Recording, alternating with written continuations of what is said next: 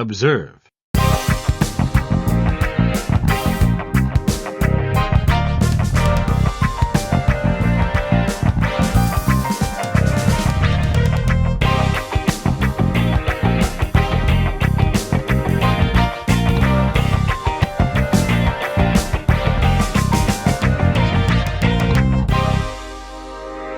Hello, everyone, and welcome to episode number 29 of the Observe and Rapport show. I'm Kyle Brennan, joined as ever by my beautiful co-host, Keith Sullivan. Keith, how are we doing today? As ever. As ever by my beautiful co-host. I love it, man. Listen, I couldn't be better, pal. Couldn't be better. If I was dying, I would say that. Couldn't be better. I couldn't be better. Yeah. You know? Sebastian Maniscalco has a great skit about he's like, I just hate inconveniencing other people. Yeah, Like, that's me. He's like, you know when you're online at the cash register and like you pay and then you're fumbling around with your change. Oh, and the other I'm out person, of there, and you're just dude. like, oh, I'm sorry. He's like, I'll drop like $20 just to get out of there. Well, I can't believe people who just stand there, put their change away, grab their bags. I'm like, can you get the fuck out of the way? Don't you feel horrible? Weird one happened to me this morning. I went to like a coffee shop in the city and there was no one at the counter. Yeah. I was like just online. There's no one there yet. So I was like, oh, they must have went to the bathroom. So I'm just like kind of waiting there, like, 30 seconds, 45. And like a group of three kind of young kids walk in. And one girl is just like standing, like literally like hitting my bag on my shoulder. And I'm like, I kind of give her a look. I'm like, hi. And like, she doesn't acknowledge it. Really? So then like she keeps hitting me. And then I'm like, do I say something at this point? Yeah. And I actually like took a step back to like lean into her to be like, yo, what are you doing? Well, what was her And problem? She was just oblivious. She's just an idiot. Like, yeah. I was like, oh, that's bizarre. You know, they have at Shake Shack in Penn Station now. I went to get burger recently, and they have the self checkouts now. You order on the screen, and then they make it. You don't talk to anybody. Antisocial. Everybody now. You can't even. It's amazing. Anyway, and this girl was like done, right? And she just pulls her phone out and just starts going on her phone and didn't get out of the way. Oh. So I'm like, I'm not going to be crazy. I'm going to walk over like it's my turn, and it is. And I'm like, just hover. I'm trying to get in her periphery. Yeah. And she just won't move. I know. And I literally, like you said, I had to finally bump into this bitch. And she goes, oh, I'm sorry. What are you, fucking stupid? Move. No, you know what drives me nuts is when, especially walking in Manhattan in the city, when, you have to be very... Oh, if you're crossing the street, you have to be. You can't just very aware of your surroundings. Dude, you gotta be. There's bikes, there's delivery trucks. Like people are going the wrong way. People are running. There's walking. people slashing people, and like even if it's a one-way road, you're like, I still have to look the other way. Oh, I never. One way means nothing in New York. And when someone is crossing the street, just texting and like looking down on the phone, you can see him coming. You're like, yeah, look, this and guy's coming right and you're at like, me. now I have to add you to that list. And I have to watch what you're doing so that like you don't bump into me. Yeah. I saved someone's life once in New York City. He was doing that, texting while walking, right at the corner of 34th and 8th to go to Penn Station, I assume. And he had like a backpack on and everyone's waiting because it's fucking green light, traffic coming. Step. This guy's just walking right. I literally grabbed his backpack and yanked him back. I was like, yo, what's wrong with you? And he was like, all scared. And like he just woke up from a dream. Like he was so out of it. I'm like, man, come on. Yeah. I got what am I, Batman? I've had a few where it just like stuck out my arm because like sometimes you think the coast is clear and you're looking one way and then bikes are coming through the red light the other way. Oh, the bike lane. Which like I can't blame the person for not noticing that, but they're like, delivering food. Yeah, you just catch another person. You're like, oh, yeah. Bad. Yeah. No, but I would say that no matter what, man, because we're all gonna die. Everyone. That's not where I thought you were going. So like even if you're having the worst day of your, I couldn't be better. It's fine. Maybe it's just a sad thing. Maybe like that's how bad life is now. That like we'll say things. I was gonna take it another direction and continue on the conversation. Yeah. But I saw a guy on Instagram like a few weeks ago. He posted something about the value of like the day-to-day interactions that you have. Yeah. And like, really taking a moment out of your day where if you're working from home or you're a knowledge worker, you might not have much opportunity to like have a genuine connection with someone until like you come home and you see your wife or something. And he was like, the coffee shop, I really try to like honor that just moment to moment with the barista. And I know him, he knows my name. And like, I really like that genuine interaction and I take pride in it. And then like he posted one yesterday where the coffee shop now has a self-checkout. He was like, well, there goes that. It was so funny. It's just like, everything's just getting... Yeah, like they're taking the piss out of everything, as all the if you social will, interaction is going away. And like, I know we sound like old boomers here, but like... No, we don't. It's just... Because, and maybe we do, but like, you know, I heard RFK today on Tucker Carlson. He was saying that... you know, like human interaction, conversations, shooting the shit, anything, going for a hike. These things connect you, consciously or not, to people who existed before laptops did. Yeah. Like it's a real pastime, being outside, talking to people. We're not crazy for wanting to do that. I saw a clip on Instagram of a comedian who was like, the word mindfulness. He's like, we don't realize that's an entirely new word. Yeah. He was like, he's like, in the 90s, you had to be mindful. For like, you know, 40% of your day. Correct. He's like, and now 40% of your day is spent on your phone. So you think you have to, being mindful is just dropping the phone and like doing something else. That's why I kind of like can't do the self-help book thing. Cause like at a certain point, I'm like, you know, this is pathetic. Like not all of them, but some of them are like, listen, just go for a walk. Oh, I know. I'm like, yeah.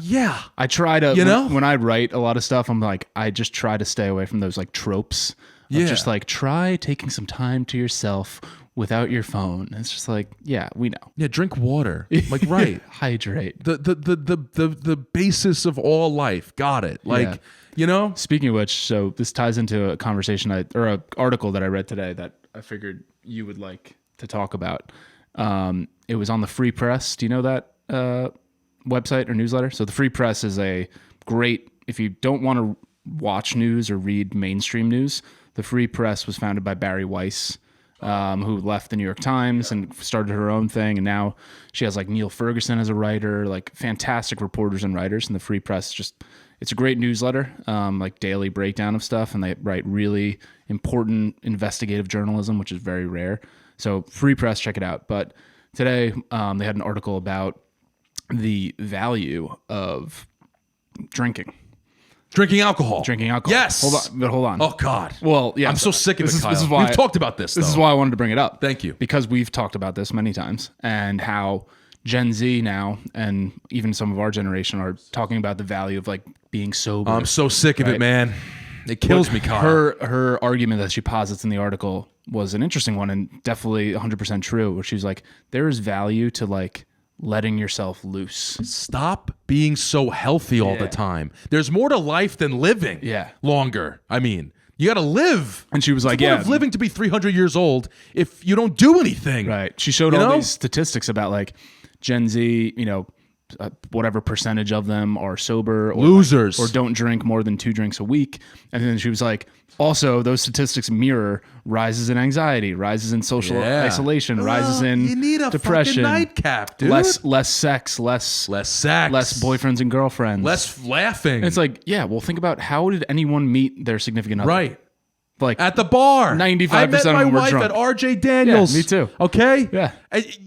I was looking, you know, and I didn't even feel like going out that night because I drank so much the night before. Look, you know, and people have this thing, like with alcoholics, right? Because they, you know, their dad was an alcoholic. They think, oh, no, you don't understand. It's a slippery slope. Listen to me. Do you understand what being an alcoholic is actually like? Dude, you have to be such a fucking mental patient that you will literally lose your job, get divorced, never see your kids, never talk to your family. There's also plenty of, like, I have friends who are alcoholics. You know what I mean? Sure. So, like, there's fully functioning people. Absolutely. There's different definitions of alcoholic, right? Correct. There's like there's the crippled alcoholic and the functional angry, alcoholic. you know, depressed, like, can cause havoc and, like, beat their wife alcoholic. And then there's just, like, a regular person like me or you as a full-time job. Sure. Lives a very normal life by any means, but you don't get drunk every day. But they just, you know, they go off the deep end. And back to this article, and like, I'm telling you, I see all these people like, you know, oh, just ever since I became sober, I'm so much more enlightened and I'm so much more happy and I'm so much more, you're a fucking loser.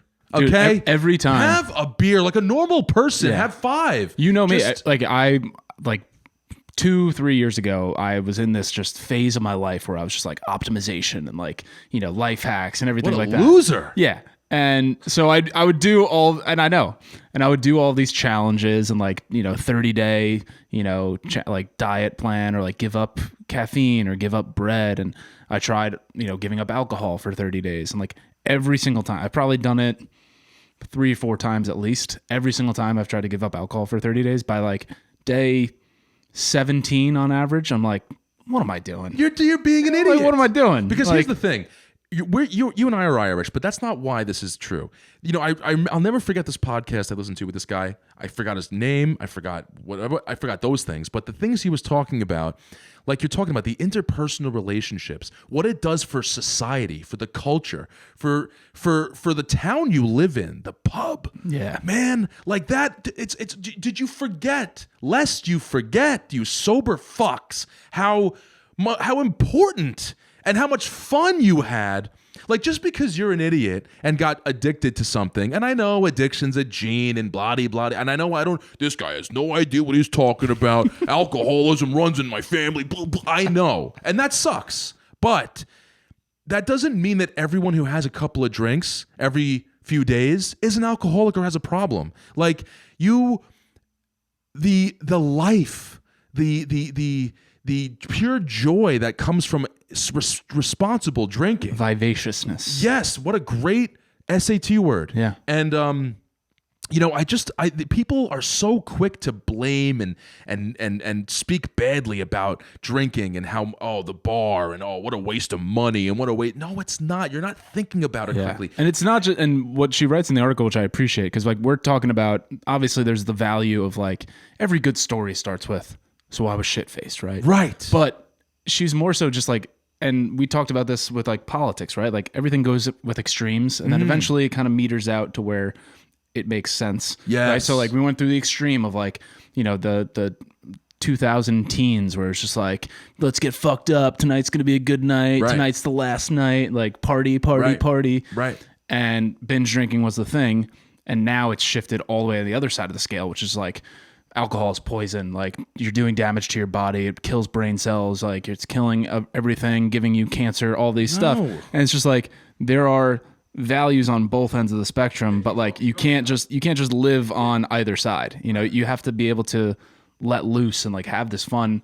And what she writes about in the article is like, yeah, it's not just about getting fucked up. No, it's not about getting fucked up at all. Like letting yourself a little bit loose where, maybe you are socially isolated and you think you're a shy person or you're introverted, and then you have a couple drinks and all of a sudden you're kind of a little bit involved in the conversation. Suddenly maybe you're the life of the party. Maybe you danced or whatever. And when you're sober, you're completely embarrassed. You're like, oh, I suck at dancing. I would never dance. And you sit in the corner and you have a couple shots or whatever. All of a sudden you're on the dance floor and you're having a good time. Right. And yeah, you embarrass yourself. Maybe someone takes a video and you're like, oh my God. But like life. You let yourself loose a little. You let yourself dance to that song that you hate. Right. You sang fucking Neil Diamond with people with your arms around them. You know what it is? Maybe these fucking kids, like they think the metaverse is actually going to happen or something, and like they're going to live forever. Listen, life is about living. Mm-hmm. You can't just be alive. What the hell's the point of that if you're not living? Yeah. And it's not, again, I don't need alcohol to have fun. Why do you have to drink to have a good time? It's like,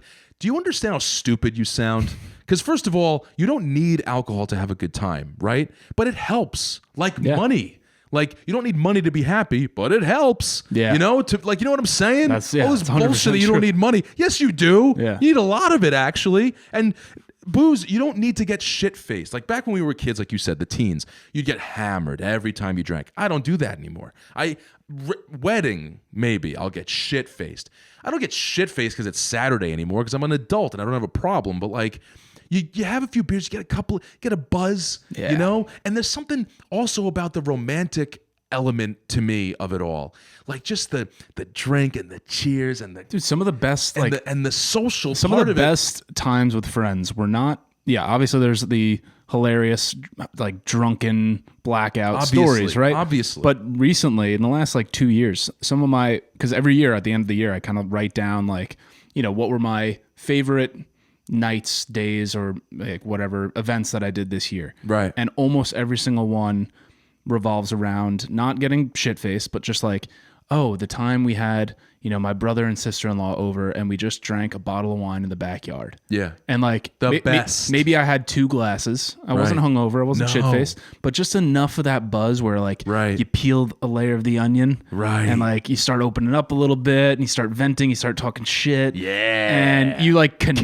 Keith's a fucking idiot. Yeah, huh? you connect. You know? Oh, we talk about you like forget it. Yeah. I can't even imagine. Yeah, the shit how could you not? The dirty laundry we air out. But yeah, it's just like you got to get it out somewhere. And without alcohol, it would have been a nice night, but like you wouldn't have had the depth of conversation. You wouldn't have felt comfortable sharing that story ooh, maybe I shouldn't share that story, but like I'm a little tipsy, and also, so why not? Like, you reminded me back to the romantic element to it. Like when I was single, I would go out a lot. My friends and I used to go out to dinner because we were all single. We'd go out to dinner on Saturday night. We'd get dressed up. You'd put on a blazer, Oh, yeah. And you'd go out, and I'd always go out a little earlier to go out for a pre-dinner drink. And I'd go alone sometimes, and I'd go to this place called the Cork and Kerry. It used to be on Tulip Avenue in Floral Park, and there's not many of them anymore. I don't know if they're even still in business, but their thing is that it's like hidden, right?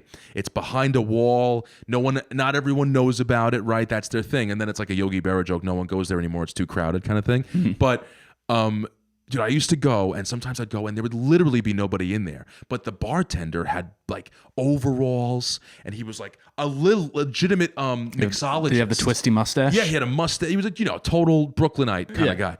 And like he was a mixologist. And one time I went in there, and he was going through a textbook of cocktails, and he was just flipping through, just practicing his craft, just testing things out, and he was sampling things. So like, what do you think of this? What do you think of this? And like it was just such a like, and then you get into like alcohol can taste incredible. The notes, the vanilla, the almond, whatever it is, the oak, whatever. And you get into that part of it too. So then there's this like, you form this relationship with whiskey, specifically I'm talking about in Scotch.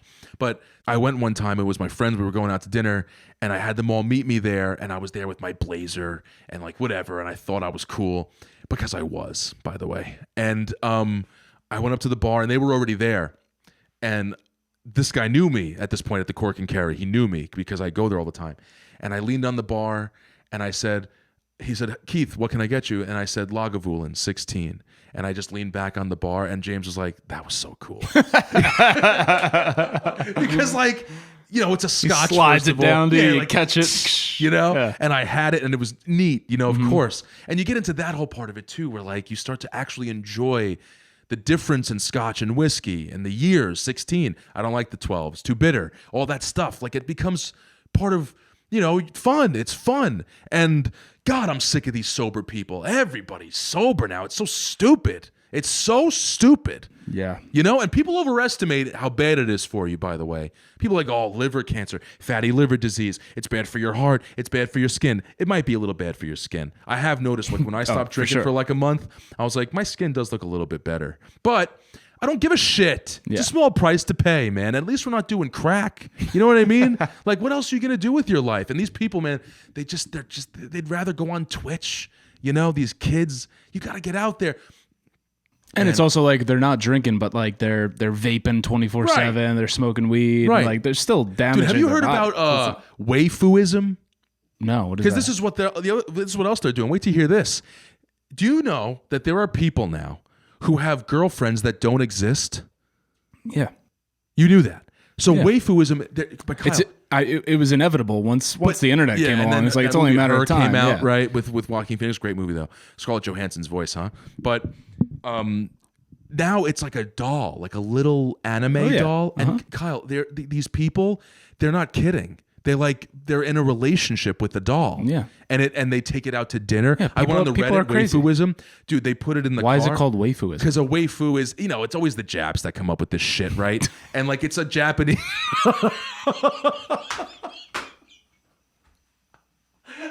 It's a waifu, it's something like that or whatever, and like it's got a symbol. But, and it means probably like fake girlfriend in Japanese. I don't know. But on Reddit, there's a thread, Waifuism, and these people post pictures with like it's got a seatbelt on. I'm taking my girlfriend out to dinner, and like, dude, they have like lore, like they write stories about them. I'm like, if you told me that 10 years ago, I'd be shocked. Now I'm just like, yeah, that sounds right. I'm like, can you go drink a 12-pack with your friends in a fucking garage, dude? Yeah. What are you doing? Yeah. You're such a loser. I can't even believe it. That's what I like a lot about like a lot of these guys on who have podcasts, right? Like Chris Williamson's one guy, but like, you know, Professor. Is he still sober? No. No, he Good. drinks. Thank God, because I love him. I don't he talked about it actually. He gave up drinking for like 1,000 days. For 1,000 days or something, and yeah, he basically talks about exactly what we talked about. Like, it's kind of not worth it. You kind of need those drink a beer. fun nights.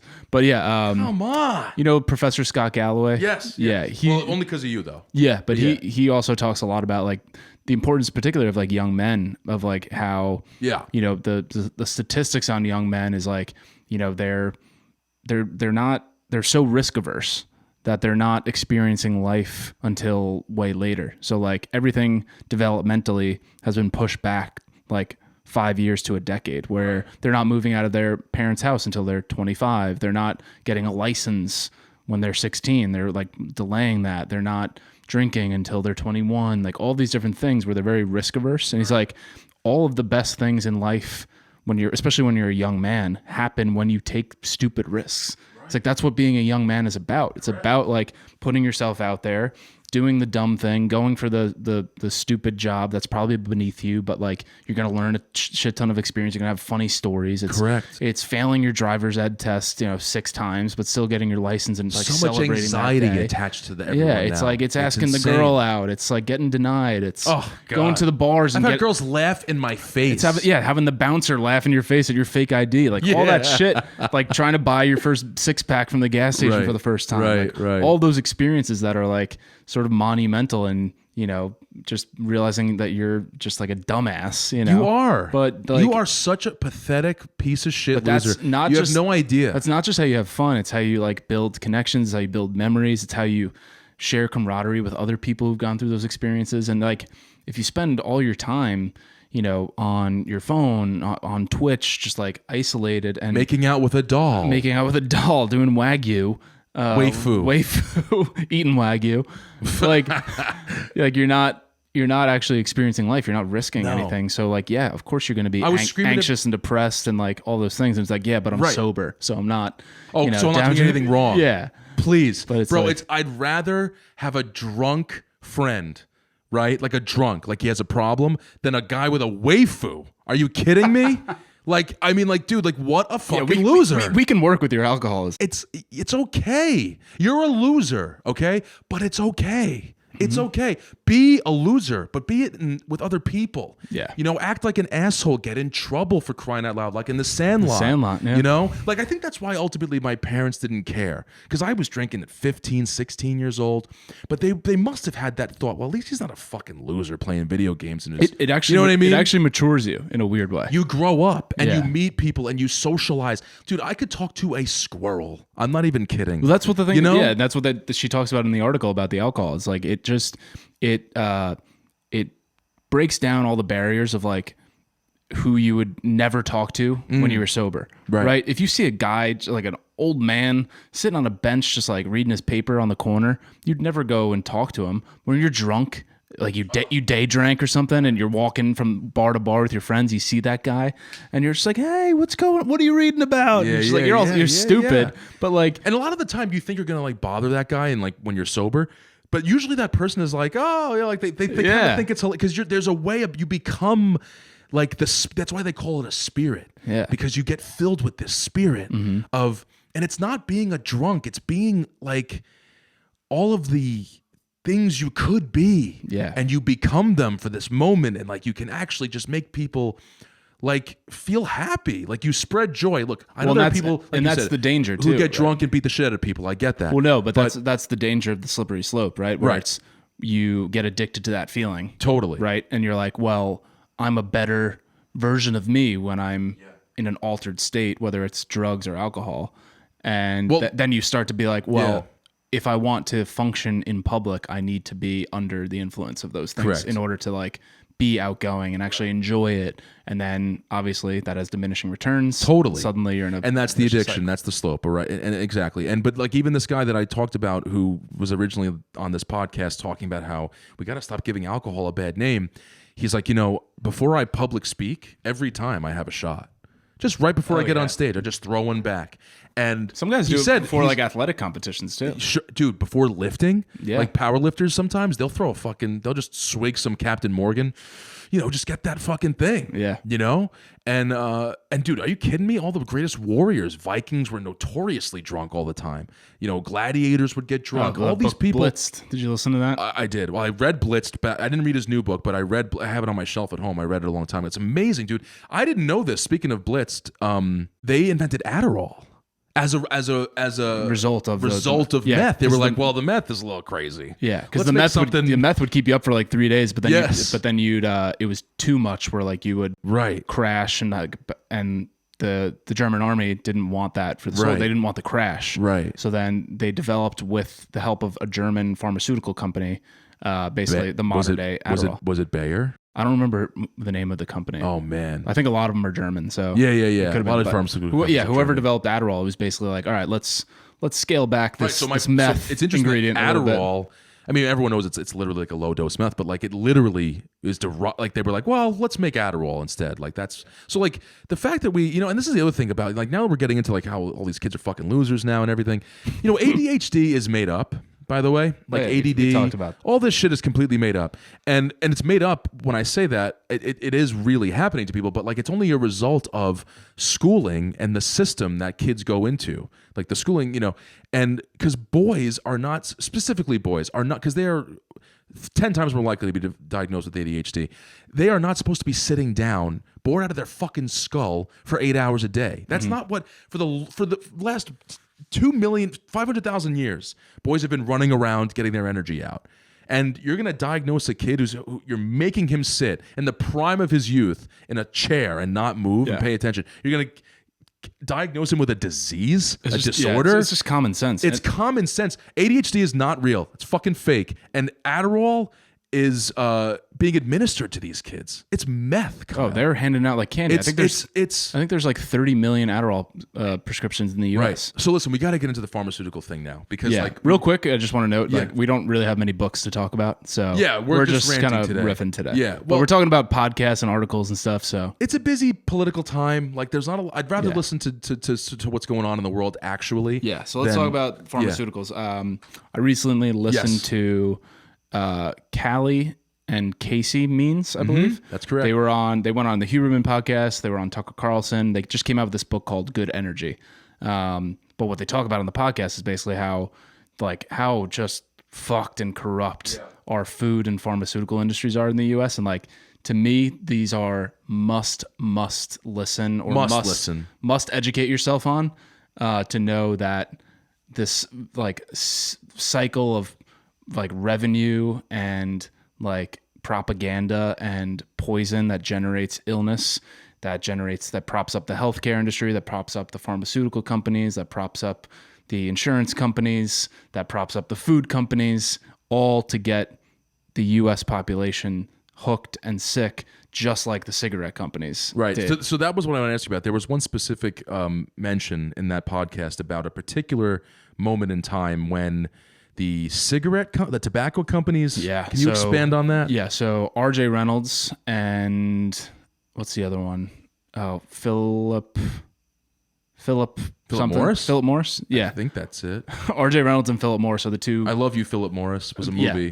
R.J. Reynolds, Philip Morris are the two biggest tobacco companies in the U.S. And, through the 50s up through the 90s, just got Americans hooked and addicted on cigarettes, right? In the 90s, I had no idea this was true. This is what I'm saying. I had to look it up because I was like, there's no way. Right. In the 90s, J.R. Reynolds and Philip Morris bought some of the biggest food companies in the U.S. So we're talking Kraft, like macaroni and cheese, Nabisco, which is Oreos, all in an effort to replicate what they did with getting Americans hooked on cigarettes. How can we get them hooked on food? And they use the same scientists and flavor engineers and also marketing execs to basically get Americans hooked on all these fast consumer packaged goods that they can mass produce, that have all these disgusting ingredients in them to keep them like preserved on the shelves, and get us away from the standard American diet, which in the 50s was eggs, meat, fish, fruit, vegetables, all natural stuff that has less than 5 ingredients in it, basically, onto these foods that are just filled with corn syrup and soybean oil and just literally. And if you learn about hydrogenated vegetable if you oil, learn about how these oils are made, like it's similar to knowing aren't they gasoline, dude, like, literally? it's like pressed, like it's like literally gasoline. Like the leftover from like oil, and they're putting it in our foods and we're just eating it, and we're wondering why rates of cancer, rates of chronic disease, why healthcare costs have tripled in the U.S. Inflammation. And it's like we're the Alzheimer's. We have like the highest GDP of any country in the world by like triple anyone else, yet we have the highest healthcare costs than anyone else. Why are we not the healthiest nation? Why are we actually the sickest nation when we have the best doctors, we have the best scientists, the best colleges? Like, it's not lack of knowledge or education. It's the fact that we're literally being served addictive properties that are shoved down our face, and the convenience factor of it, which is it's more convenient to get fast food. It's more convenient and quick and cheaper to get these cheap foods versus cooking your own meals and, you know, getting ingredients from farms and from the natural sources. And yeah, the more you learn about it, the more you just shake your head and you're like, holy shit. Like, similar to when you hear about cigarettes or you hear about like Huberman's podcast on alcohol, you're just like, what am I doing? Right. Like, I gotta stop eating all this shit. You see people in Penn, I see like before getting on the train to commute, like they're just shamelessly buying like a bag of Doritos and shit. And I'm like, because I don't eat shit like that. Like, I just don't. And I mean, it's sometimes, you know, once in a while. But I'm like, these people just like, they don't get it, do they? They're just eating rich crap like all day. Like, they just don't care. I wish soda. I wish I could get everyone, like the average people you see on a subway, right? Take a train car full of, 50 average Americans, probably 39 of them will be obese in some capacity or unhealthy or have some chronic disease or on prescription drugs or not eating healthy. Oh, everyone's on or something. Drinking, all that the stuff. fact that you do you take a pill every day? I take an acid reflux pill. Oh, well, you're white. It's probably, fine. yeah, but probably I don't. I bet you wouldn't. I bet if you got off it, you wouldn't. Kyle, I'm. You know what? You know what? Dog in life. Dude. You know what? No foods pills cause the acid reflux and the inflammation for What me. does? For me, at least, alcohol and bread. Bread kills me, man. 2 foods that you can just eliminate. Yeah. And be incredibly healthy, See, which I doesn't do that to me. Thank God. It's wheat for me. It's like Yeah. So, that's all incredible. But speaking how cancer, right? Cancer's, everyone's got something. You always hear, everyone knows somebody who has it, whatever. What I found about that podcast to be the most unbelievable part was when they talked about the Bayer-Monsanto merge, the merger of Bayer-Monsanto. So for those of you who don't know, Monsanto is was an American agricultural biotechnology agrochemical corporation that was formed in 1901 by this guy, John F. Queeny. Roundup. So Monsanto... Weed killer. Right. And Monsanto was known mostly for developing Roundup. And Roundup is a herbicide that is based on glyphosate. Now, glyphosate has been found in recent years to sometimes be the cause of cancer in human beings, specifically non-Hodgkin's lymphoma. And they I can tell you read the Wikipedia article before you came here. Yeah, exactly. I'm like talking like a ChatGPT response. Yeah, right now. literally. I'm like, there's no way you didn't rehearse this. No, I didn't rehearse it, but I read it. Yeah. Well, maybe I said it. Well, a few based times. on your like fucking photographic memory, you basically reading it is. Do you rehearsing. think I have a photographic memory? I think you do. Sometimes Dude, the average person is not able to read a Wikipedia article and say what you just said. Do you see what I just said? I'll just do it right now. I said that Monsanto was an American, but you see how I'm looking around? Mm-hmm. I'm looking at nothing and I'm thinking about Wikipedia page. You're thinking in space. Well, I'm thinking about the Wikipedia page. Yeah. And I'm reading it. Mm-hmm. Maybe I do have a photographic memory. Yeah, I think you do. So anyway, Monsanto was an American agricultural biotechnology agrochemical corporation formed in 1901 by this guy, John F. Queeny. Yeah. Wow. Dude, the average person cannot read that's a sentence hysterical. That's once hilarious. and say that like you just did. That's hilarious. Anyway, so that's all so that's what Monsanto is. They were known for Roundup, which is based on this chemical called glyphosate, right? And glyphosate causes cancer. Sometimes, right? The way they got away with the sometimes, by the way, is because they in court when they were sued for this or for tens of millions of dollars, hundreds of millions of dollars, they said that, well, it doesn't cause cancer unless you don't follow the instructions on the label on how to use Roundup. And it's like, okay, but how many people follow the directions 100% of the time, all the time? Yeah, it's like nobody. The Q-tips instructions say do not put in your ear. Exactly. So now that's bad enough, okay? Now this other company, Bayer, you know Bayer, you see them, they make like aspirin and shit. They're a German pharmaceutical company, and they're also involved in biotechnology and agrochemical production, but they're mainly a pharmaceutical company. In 2018, Bayer and Monsanto merged together to form one corporation. Now, why would they merge? Now just think about this. The company that makes the product that gives people cancer is now owned by the company that gives people cancer treatment. So and now you're probably sitting there like, no, they can't be that nefarious. I swear to God. Yeah. Now they give you cancer and then they give you the pill for it. And so it's called full spectrum dominance, right? America does this with war. We do it all the time.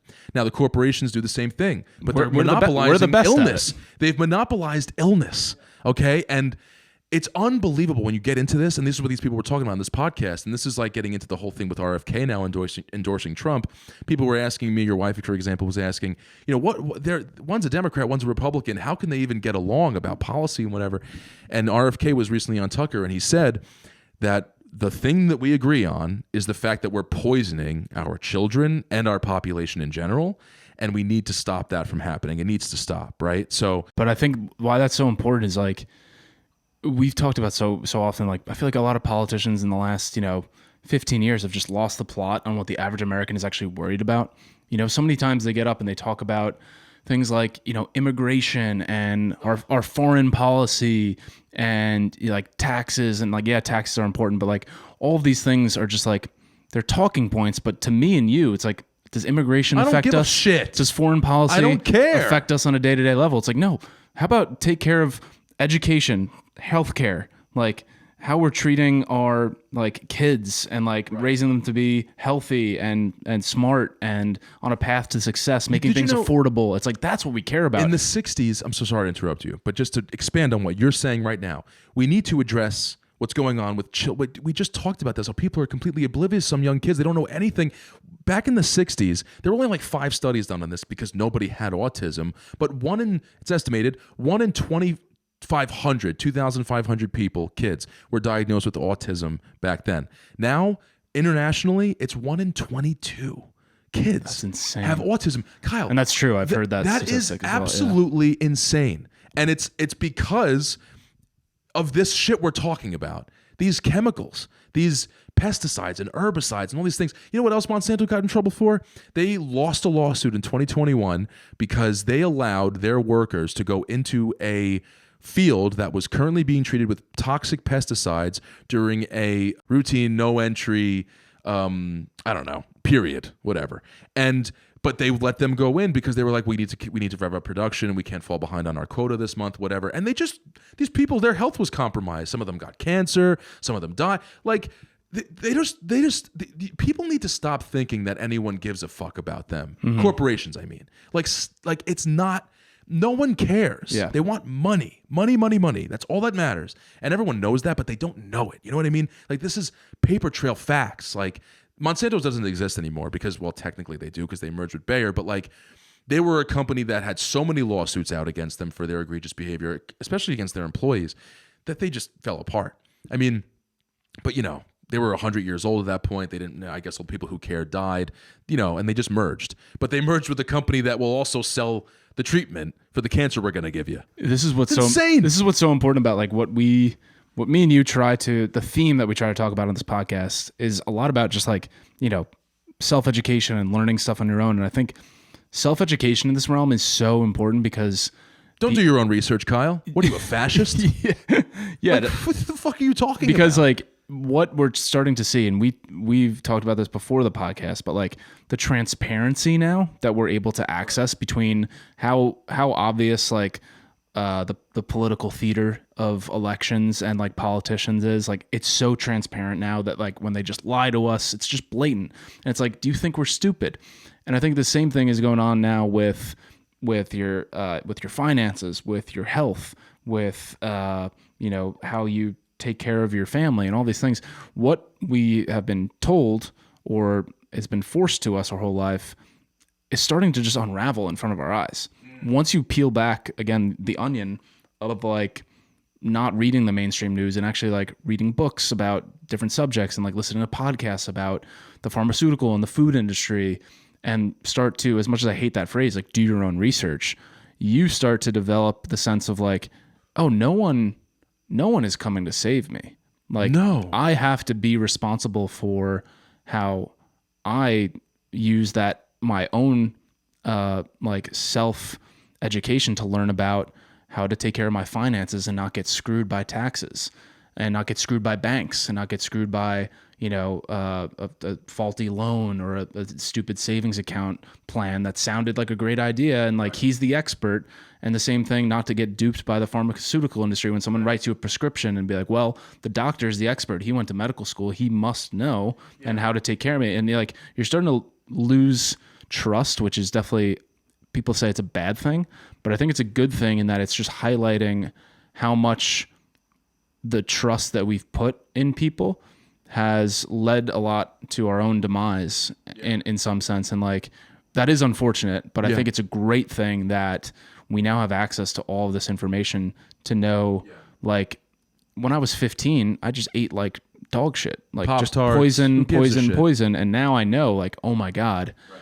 And if you look at parents now with babies, it's like, yeah, they're feeding them blueberries and avocado and salmon. Bro, I'm like, I didn't have that till I was like 17 years old. Have you met a 14-year-old lately? They're 7'5" because this new wave of like, oh, feed them, God forbid, natural food. Like it's like I don't know how that happened, where the culture got completely duped into this like, and it's like our parents' generation are like, oh, we used to just feed them Cheerios. Oh, who cares? Yeah, just get them McDonald's. Just get them. Just put calories in them. That's all they used to. What are you talking about? It's like they're young, they're healthy. They don't know what like, micronutrients are. But having said all this shit, like I don't want people to think that we're like, oh, like every corporation's like, because like here's the thing, you got to understand, like these corporations who are spraying our food with pesticides. It's like, here's the thing. You can't get wrapped up in the intention, right? The intention usually in the beginning was, well, how the fuck else are we going to feed 300 million Americans? We got to make sure bugs don't destroy these crops. The intention was we want like, dude, you go to the store, there's apples every time. Yeah. Every time. We want a productive system that's cheap and efficient for the average consumer. Correct. And it's great like, intention. I'm not saying they're evil. They're not evil. Like they're not like that. But what you have to look at is the incentive. Right. The incentive and not the intention. And don't confuse the intention. Exactly. Like you can't go down that rabbit hole of like, no, it's these corporate you see the sky trails, they're oh God, they're spraying chemicals on us. Like, no, relax. No. They have. It works. The system works, but you have to be aware of the potential repercussions for just being completely oblivious. Like you can't, you know what I mean? Like they're not trying to kill everybody, is what I'm saying. Well, everything it's like just that inadvertently, what I was saying before is like America is the best at creating a problem, monetizing that problem, then creating a solution to that problem and monetizing the solution. Yes. And then tying those together and to create a circle of problem, money, solution, money, problem, money, solution, money. You can just see Ben Franklin going, yeah, I think I know how to make this. Which is which is beautiful in a way, but it also means you have to be knowledgeable of the fact that that's how the system works, and you need to understand when you're being marketed things and every commercial states, do you have this problem? Right. Here's X solution to that problem. For just $34 a month, we can solve that problem for you. And it's like, yeah, but you need to understand what the incentive is. And also, I think the American consumer, and me too, I'm liable to it myself, is like, we're always looking for what product can fix this, whether it's a supplement or some new gadget or tech where it's like, oh, how can I make this an easier process or whatever, which is great. We have all those tools available.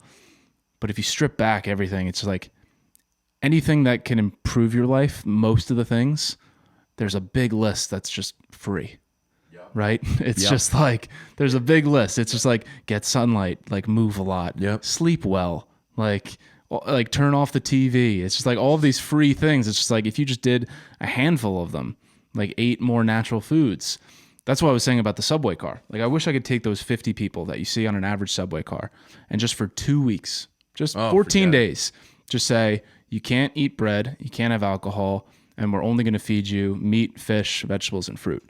And I would just love to see how those 50 people's lives and perspectives completely change in 14 days. Everything would change. 14 days, that's all it takes. They'd be off their meds. And like, it's the thing, RFK even said, he's like, they're not trying to kill you. They're trying to get you sick for life so that they can, capitalize on that. But like, that's what I'm trying to say. I was just about to say until I just randomly blurted that out, that it's up to you. You see, this is how America gets away with this shit. We didn't force you to buy the Dorito. We didn't make you do anything. We just there. Now, you have the reason why it's important to be aware of all of these things is because it is ultimately no one's going to come and save you. It's up to you to exercise, to choose an apple instead of, Teddy Grahams or something. It's up to you. So like, that's how it's not, we didn't make you take the meds. Recently I had a thing on my back, right? And I was like, what the fuck is that? So I felt it. It was basically like a piece of dry skin, but we're Irish. I don't really wear sunscreen all the time. I was like, let me go check it out. They took a biopsy, whatever. She calls me. She goes, hey, it's psoriasis. You have to come in for, we got to get you on a regimented medication now. And I went, bitch, fuck you. When I hung up, I was like, I don't have psoriasis. Dude, look at my elbows. I mean, like, there's a little dry skin, but I don't have psoriasis. Psoriasis is like a fucking really bad. I would know if I had like, oh my God, my skin's like so fucked up. Like, so what I did, I know from listening to a million podcasts, Huberman and all that, lower the carbs for a bit and just see what happens. It went away. You know what I mean? Because sometimes your body reacts if you're eating too much bread, whatever, inflammation, whatever. And I haven't had it since. Nothing's ever come back. Like, but you see, if I was retarded, I could have just been like, oh, I have psoriasis. I got to go get medication. And like, I'd still be taking this pill every day for psoriasis. Yep. And I'd be on a prescription. Like, you don't need that shit. One of the most eat healthier. Yeah. 8 years ago or so, I heard about this study that this guy did, and I can't remember his name, but it was like in the 1960s maybe. And this guy created a photo book where he went to Africa, went to South America, to a lot of these like remote tribes and sort of like people who were living similar to hunter-gatherers did. And what he did was he was a dentist, and he took pictures of all of their teeth and then compared it to the average American of the same age or demographics teeth.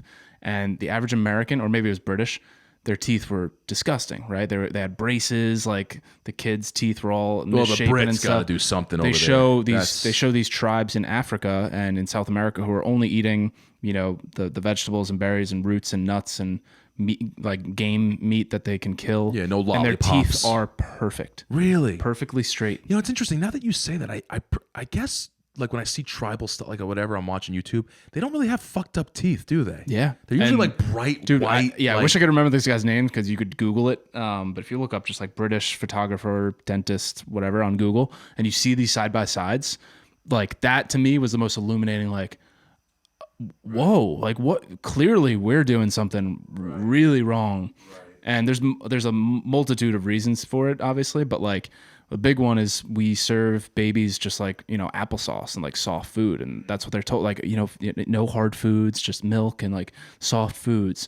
But like these kids are eating like basically beef jerky, like ripping shit off and so they have strong jaws and their teeth are fully formed because they're using their mandible and they're creating like the need for the teeth to be in a perfect line to cut through sharp food. Right. And then that goes to show, then you're like, oh, are we feeding babies the wrong food? But like all of the experts and the nutritionists and the doctors, they told us that it's safer to serve them soft food. So like I trust them, and the U.S. has the best scientists and the doctors, not these tribes in Africa. No. So like I'll trust the experts, and like I'm still gonna feed my baby soft food, of course, because that's what everyone else does. And if I started feeding them meat, everyone would be like, "What the fuck are you doing?" Right. But this is the thing, where it's just like, do you fight back? Do you like the more self-education you do, you're like, well, maybe that perception is wrong. Maybe the tribes are actually onto something there. And like, well, like I said, it's up to you. Your only option is to become undeniable, right? Like just become undeniable. Like I've lost all this weight, whatever. I started lifting again, and I can't tell you just from that, like how much better I look, I lifting feel is the number one. Just in general, man, like everything. And like, God only knows like what it, because like that starts a whole cycle of like, now you need more sleep and you're genuinely tired. Like all these people, like, these people who walk around, I can't sleep. Oh, I just can't go to, I lay in bed like this. Well, have you heard Giannis Papas on that? No. He's like, I have so many people. They can't sleep. He's like, oh, I have anxiety. Like, I can't sleep. I have so much anxiety. I'm thinking about all these things to do. He goes, you know who didn't have anxiety? My dad, because he was fucking working all day. Right. And when he got home, he ate and he fell asleep. He passed out. That was it. These people who can't sleep, they're always, I swear to God, the two people I'm thinking of don't move dude, maybe all day. They do not move. They just sit in the chair. It's like, you're not tired. That's why you can't go to bed. Yeah. You know? And what Casey and Calley Means also talked about on the podcast was like the fact that in America we have this, we have this like idea that exercise is this separate activity that, cancels out all of the things that we did. So, if you go to your office job from 9 to 5, you eat a bagel, you have a Subway sandwich and some chips for lunch, and then you have a cheeseburger and fries and a Coke for dinner. But then you go to the gym and you work out and you go on the treadmill for an hour. Well, I exercised, I'm healthy. And she's like, no, all these blue zone countries, like exercise isn't a separate thing where you go somewhere to go lift heavy things or you go walk on the treadmill. Like movement is just a part of everyday life. And everything that people are doing in these blue zones is like you're walking to get your food, you're walking to go to the farmer's market, you're squatting down to pick up whatever you're getting, and like you're living. Yeah, you're living. Sakes. You're moving. You're alive. You're a human being. Yeah, you're Look walking. At you. Yeah, you're not just getting in your car, going, sitting at a desk, and then driving back, and then sitting on the couch. It's like I feel people. I'm not happy. I'm not happy. Whatever the hell that means. Whatever. And you feel like saying, well, did you try? Did you try to like be a person today? Yeah. You dumbass. I had this guy, but we'll wrap up after this. I gotta go to bed. I'm speaking of being tired, but like. I see this guy a lot at work. I'm in facilities. He works at the office, like wears a suit, whatever. But after lunch, I like to go on a walk because it's nice out. First of all, get some sun, whatever. But like it makes you feel better to digest, whatever. It just does. And I walk, and I see him a lot too walking. And wouldn't you know it, we're both not fat, Yeah. And we're both happy, and we're both, just look like normal fucking people. And it's like everyone else on this, because everyone else, there's some people you like, is that even a human being or a hippo? Like seriously, this person is disgusting. And there's some people I work with who are just like, God damn, dude, just move or whatever. But it's like, it's no coincidence that me and the guy who walk after lunch every day, we're just like doing fine, and regulating our mood and getting sleep and feeling happy and, just fucking be a person, have a drink.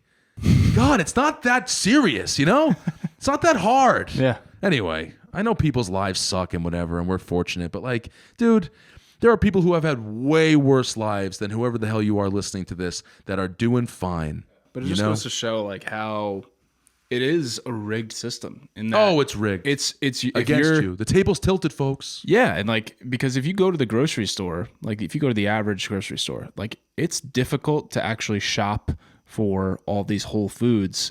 And like, yeah, you can get your meat and your fish, but like some of those are factory you ever made notice that the meat or and like the fish, corn-fed beef. And like to actually get real grass-fed meat, number one, it's hard to find. Like there might be one tiny sliver of the meat section that's actually grass-fed meat. It's twice the money. Yeah, it's twice the money.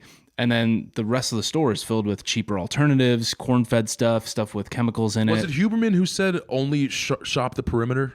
Yeah. Oh, that's what I do. You never go to aisle 5. What the hell's in there? I walk in, I go to the produce section, I get vegetables and fruit. Next, I go to the fish section, I get some salmon. I go to the beef section, I get some of that. Then go to the dairy, get yogurt, cheese, butter, and that's pretty much it. Like that's my entire shopping experience, and I never go in the middle section. Dude, the sale displays are like all this processed food. Dude, they've got like a mascot and like bright colors. It's like, look at this, look at that. Dude, the meat is just tucked way in the corner. No signs, nothing. Yeah, no marketing. Just no marketing. Just like, and wouldn't you know, that's the good shit. And that too, like, you need to understand about like the manipulation of how even grocery stores are set up. They're also manipulating you. Oh yeah, in the displays, the colors, but also the height at which They display the most unhealthy and like, eye-catchy Dude, items. Kraft, And for bro. kids, kids are like whatever, like 4.5 feet tall. Just like the Fruit Loops and the Lucky Charms are at eye level for them. Like it's a manipulation, because it's the incentive, right? They want to get these kids hooked on. And again, they get away with it because we didn't make you. You just, And to be fair, like I think everyone should have access to fast food and like Oreos and like Doritos. Oh, there's all this bullshit yeah. now that it's racist to say that that's bad. Eat for whatever you because want, but whatever. Like the more we get educated about the system, the more we can fight to not ban these foods or tax them, because I don't know if that's the right method, but it's find ways to make the incentives work in favor of the farms that are producing grass-fed cows and getting fresher produce and in-season fruit and vegetables there. Make that the incentive. Bring farmers markets back to local, the towns there. All that shit, dude. Like the America, that RFK was talking about when he was a little boy. He's like, dude, we didn't need pesticides because there were farmers around. Now, bro, in Canada, there are provinces where if you're farming a certain amount of food, you can go to jail now. Because it's like, dude, Trudeau is like a whole other story. And I know I said we were going to end, but like they just came out with something else. I'll close on this or whatever, that people are like having trouble with like buying houses and stuff because all this stuff ripples out and people can't afford anything anymore, whatever. And the Canadian government goes, I read this article very briefly. I don't want to misspeak, but they said, well, you can still buy your house, but you just won't own the land. It'll still belong to the government. And it's like, so you're a fucking communist country. God. Wow. Like, what are you talking about? That's wild. And then farmers are going to jail because there's too many cattle and they're making too much meat and they're not using the right pesticides. Bro, it's so fucked. Yeah. Like you said, that is the shit politically that gets me excited about Trump and RFK and all this shit. Like, it's just like, dude, and like, forever wars, but like, honestly, that's what I love. Like, and yeah, like I don't love Trump, but I've loved RFK's message. And a lot of people, you see the smears of calling him a conspiracy theorist and he's anti-vax. And it's like, listen to the guy talk for 3 hours. Listen to him talk for 2 hours. And it's the most refreshing thing to hear him talk about, one, real issues. Two, like man. Things and results. The root of problems. Yeah. Two, the like cause. The results that he had as like a lawyer and like, cleaning up the Hudson River and like, attacking companies that were polluting and corporations and stuff like that. And you're like, oh, this guy actually cares about our healthcare system and like making sure corporations aren't like fucking us with poison or experimental drugs and like force feeding us all these different things. And like you never hear any political candidate say that. So even obviously he's not running in the election anymore. But like to me, that message is so unheard of. But to me, such a popular message that like the cause, that's what we need to go after. The genesis of the problems he's getting at, like the real issue, like the issue, like whatever, man. He says like it doesn't have to be this way. It wasn't this way. Mm-hmm. We can do it. It's just it's incentives. It's how do you eliminate the incentives for these corporations to poison and Bernie Sanders even says he goes the most lobbyists are pharmaceutical, and there's 2,000 pharmaceutical lobbyists in DC at any given time. And you think these people aren't making sure things... There's 2,000 lobbyists, and there's, what, only 500 Congress 565 or something, whatever it is. So, all right. What an app, though. Good. No books, just pure chat. Thank you very much. Click subscribe. Yes. Thank you. Please subscribe. Why not? It's free to do. All right. Bye-bye. Bye.